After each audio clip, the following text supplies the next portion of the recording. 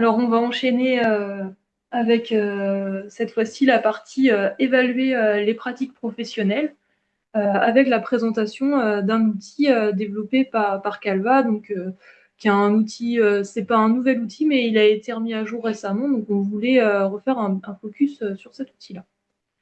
Donc, la bientraitance, elle est au cœur des pratiques quotidiennes et c'est l'affaire de tous. C'est une démarche globale dans la prise en charge de l'usager et l'accueil de son entourage. Elle vise à promouvoir le respect des droits et libertés de l'usager, son écoute et la prise en compte de ses attentes, tout en prévenant la maltraitance. Donc, pour vous accompagner dans votre démarche, Calva vous propose cet outil de questionnement et de sensibilisation des professionnels, mais aussi des personnes accueillies sur la thématique de la promotion de la bientraitance, mis à jour fin 2024, qui permet de dresser un état des lieux en croisant les ressentis des professionnels de santé, des professionnels administratifs et techniques et des usagers sur les pratiques faisant écho à la bientraitance. C'est une base d'échange entre tous les acteurs, gouvernance, professionnels et usagers, puisque les résultats de cette étude permettent de mettre en lumière les points forts et de décider d'actions pour s'améliorer et renforcer ces bonnes pratiques en matière de bientraitance, que ce soit au niveau personnel comme au niveau institutionnel. Cet outil, il s'adresse à toute structure délivrant des soins, qu'elle soit établissement de santé ou structure médico-sociale.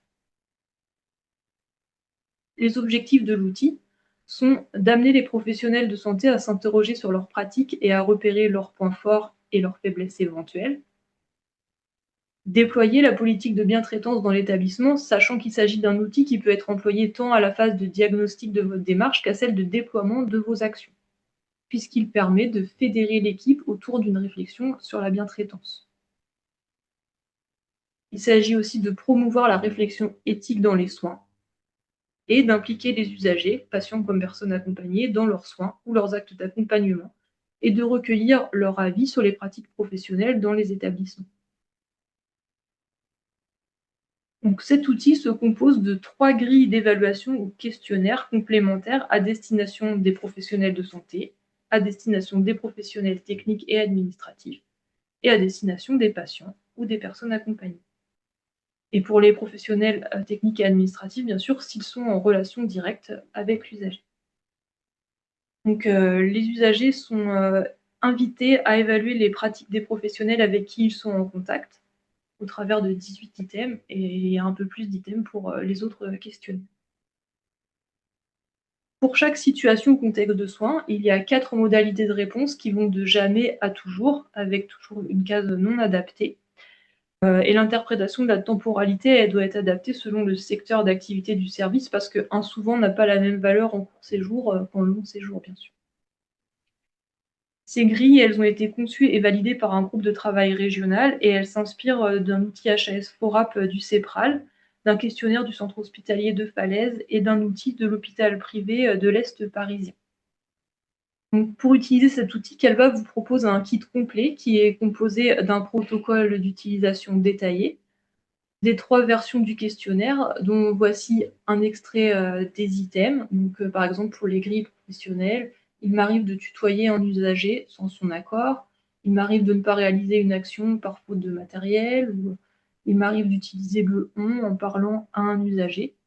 Et donc, sur la grille à destination des usagers, on trouve en fait des items à mettre en correspondance sur le tutoiement, sur l'impression que les professionnels s'appliquent peut-être un peu moins lors des soins.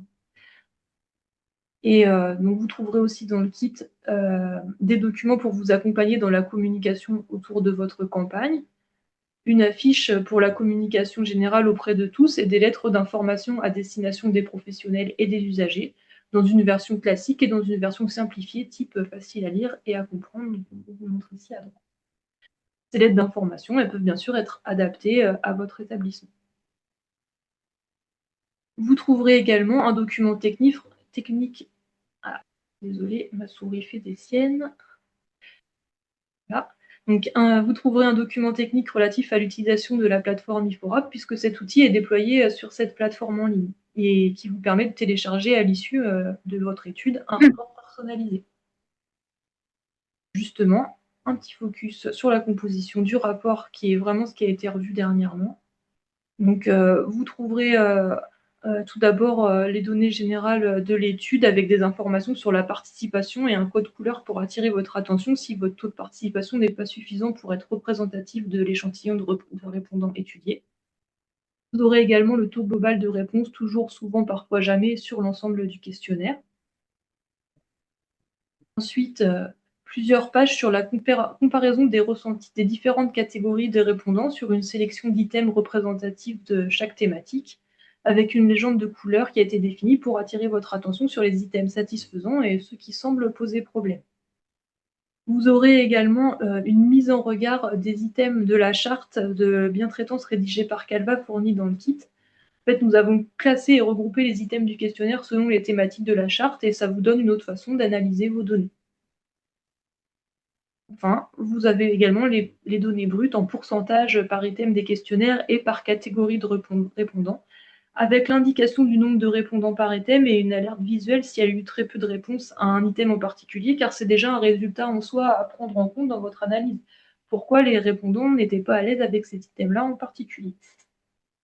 Et vous trouvez également les commentaires recueillis en fin de rapport. Quelques recommandations d'utilisation de cet outil. La première, c'est d'avoir une stratégie définie, d'intégrer l'enquête dans la politique de bientraitance, se questionner sur l'intérêt de réaliser une mesure globale pour l'établissement ou par entité quand on se trouve dans une grande structure, d'envisager une utilisation auprès des professionnels uniquement en auto-évaluation sans retour du questionnaire pour qu'ils s'accordent un temps de réflexion et susciter une prise de recul et de conscience.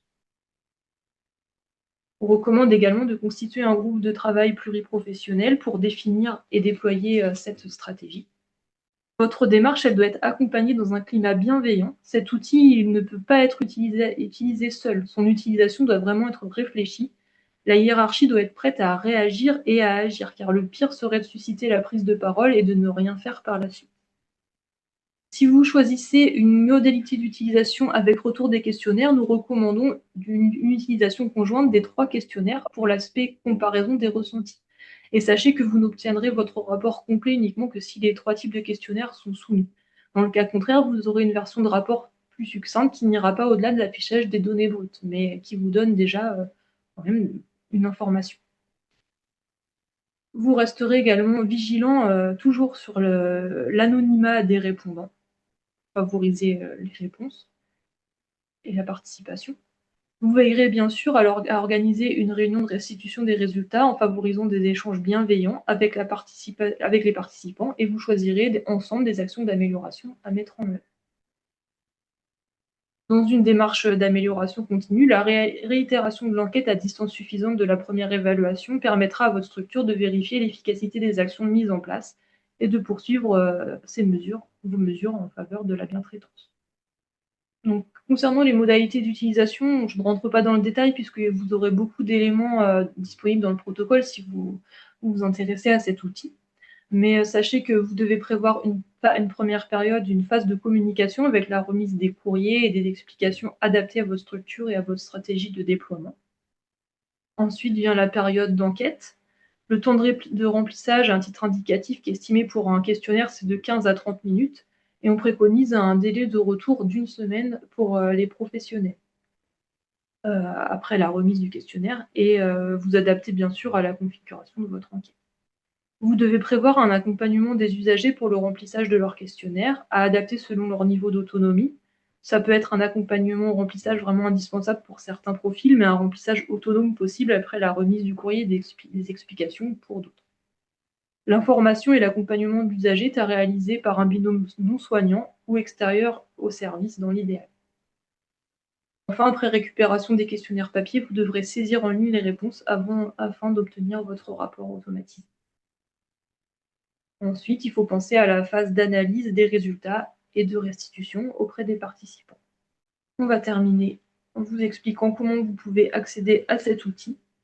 Donc, c'est un outil qui est réservé aux adhérents de Canva, puisqu'il nécessite un accès à la plateforme IFORAP qui est différente de la plateforme collaborative de Canva dont vous avez plus l'habitude. Et c'est une plateforme qui est réservée aux adhérents. Sur la plateforme collaborative de Canva, En suivant le chemin indiqué ici, vous trouverez le kit d'outils qui vous permet de le découvrir pour décider s'il est adapté ou non à vos besoins et qui vous permet également de préparer votre campagne.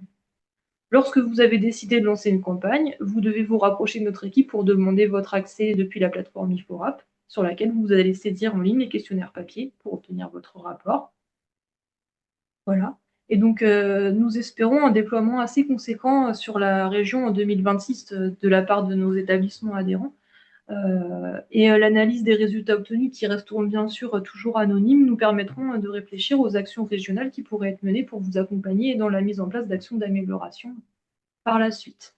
Donc, n'hésitez pas voilà, à aller regarder à quoi ressemble l'outil, voir s'il peut être adapté à vos besoins, à nous solliciter si vous avez besoin de plus d'informations, puis à vous lancer, tout simplement. Est-ce que vous avez des questions en lien avec cet outil ou peut-être Hélène, est-ce que tu veux apporter un complément puisque tu le connais bien, c'est toi qui le présentes en formation? Oui, j'ai juste rajouté dans le chat que sur les dernières recommandations de prévention des maltraitances qui est sortie là en 2025, ce type d'outil est cité comme étant efficace pour la réflexion et l'avancée et la mise en place de projets qui favorisent la bientraitance et surtout la lutte contre les maltraitances. Donc il est très efficace. Il faut se l'approprier par contre, ça c'est important. Ça reste une démarche projet, j'ai presque envie de dire habituelle, mais il ne faut surtout pas se passer de la démarche projet. Dans les évaluations, puisque c'est une adaptation hein, d'un outil qui figurait au guide Fora Pachaes de 2012, dans l'évaluation des outils de ce guide, ce type d'outil, celui-là en particulier, ressort comme étant un des plus efficaces pour susciter des prises de conscience et des changements d'attitude et des actions d'amélioration hein, dans la prévention des maltraitances. Donc voilà, c'est pour ça que on l'a complètement rénové là dernièrement. Et il est très bien et le rapport qui sort est vraiment très clair et permet de déployer des axes d'amélioration assez rapidement en fait. Voilà. Donc franchement il est top. Voilà ce que j'avais à dire. Merci Hélène pour la promo. Euh, aussi, ce qu'on voulait vous dire, c'est que donc, il est adapté voilà, à la plupart des établissements de santé, aux structures médico-sociales, mais un projet qu'on a, donc, je ne sais pas sous quel délai, mais ce serait de l'adapter pour une utilisation en ESAT notamment.